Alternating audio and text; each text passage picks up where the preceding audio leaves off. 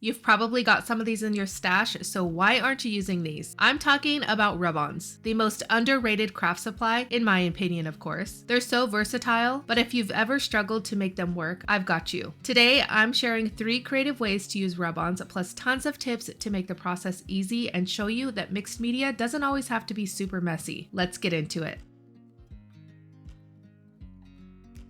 I've loved rub-ons since the day I discovered them over 10 to 15 years ago when I first started paper crafting and card making. I definitely have quite the collection and they've evolved so much over the years. With all the different brands and styles, there's something for everyone, and in my opinion, the more recent rub-ons are a lot easier to apply. If you find value in this video, be sure to hit that like button, and if you're new here, I'd love for you to subscribe and join this amazing community. The first way we're going to be using rub-ons is over a background. This one happens to be a distress painted background I had on my desk. I created this for my newest class, and the link to that will be in the description box. I'm going to be using a beautiful black and white floral rub-on that contrasts perfectly with the vibrant background. Now, a quick tip is when you're using an individual rub-on from a sheet, cut out the section that you want, then immediately place the rest back onto the backing sheet and return it to the packaging. This is going to prevent transferring those rub-ons anywhere you don't want them to be. Most of the time, applying rub-ons is effortless, especially the more current ones. And I love 49 & Market because the rub-ons have layers, textures, and multiple elements in one image, making it easy to achieve a mixed media look without so much mess. You are definitely going to want to make sure that the background you're using is completely dry before applying your rub-ons.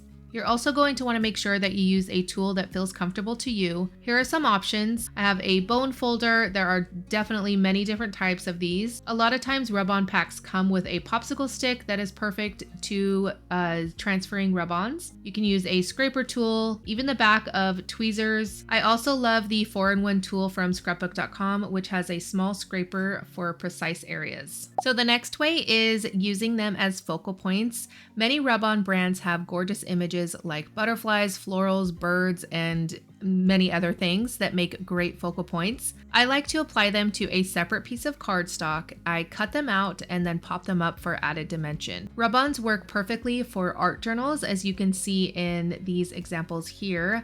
I've added them to create beautiful backgrounds and then cut out the butterflies for my focal point images. This is going to add so much detail without so much bulk for your art journals. Just another way to use these rub-ons. A quick tip is when you are peeling off the backing sheet, lift it slowly at an angle. If part of the rub-on hasn't transferred, you need to lay it back down and rub over that area again. Ripping the sheet too quickly can misalign the design, making it harder to fix. This is especially important if you're wanting a full image for a focal point like a butterfly. One of my favorite ways to use rub-ons is using them for accents. A lot of rub-ons feature script, different textures, or distressed patterns, making them perfect for little accents in mixed media projects, cards, and so much more. You're going to apply the rub-on very lightly so it only transfers in certain areas. This is where you're going to get that scattered rub-on look. I do this technique in my class for SBC Fest. The link to that is in the description box, so be sure to check it out because it's absolutely free. It's a full day of crafting and inspiration. A quick tip is don't ever be afraid to mix and match rub-ons from different packs, different companies, styles, colors. Using multiple designs on one project definitely adds a unique look and adds a lot of depth to your project. As a bonus technique, we are going to be layering rub-ons with other mediums. I'm going to apply my 49 & Market background rub-on. This one's absolutely beautiful, to my card panel. After doing that, I am going to take a stencil and some texture paste. This texture paste happens to be from Tim Holtz. You can use whatever texture paste, modeling paste you have on hand. I'm going to take a palette knife and in random areas, I'm going to apply the texture paste through the stencil.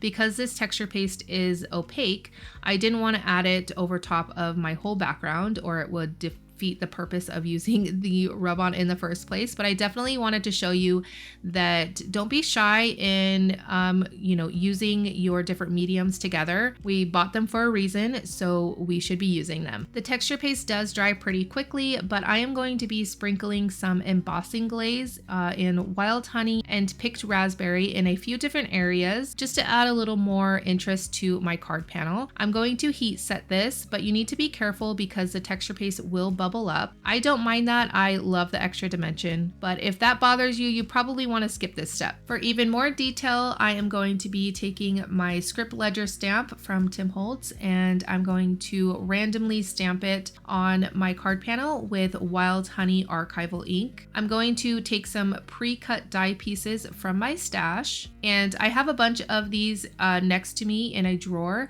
because I love doing a craft room reset every month. This is where I just take one full day and reset my craft room. I will cut down card panels. I will die cut my favorite images in advance, re-ink my inks, and so many other things. It just keeps my creative process flowing. I'm going to take one of those die cut leaves and apply some rub-ons using that scatter technique again. Then I'm going to take a butterfly rub-on, transfer it onto some cardstock, cut it out and use it as my focal point. I am going to complete this card with white splatters using Dr. P.H. Martin's bleed proof white ink. My new favorite for crisp opaque splatters. It's amazing. A couple more quick tips. You definitely need to make sure that you are storing your rub-ons in a cool, dry place.